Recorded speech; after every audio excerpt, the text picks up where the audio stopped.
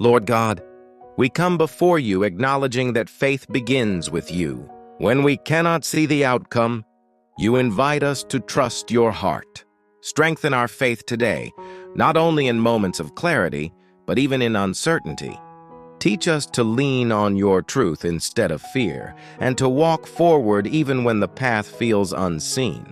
Your word reminds us, faith is confidence in what we hope for and assurance about what we do not see.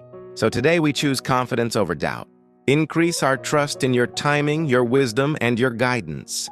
Let faith rise above worry, and let peace settle deeply in our hearts. We surrender control and rest in the assurance that you are working all things for good.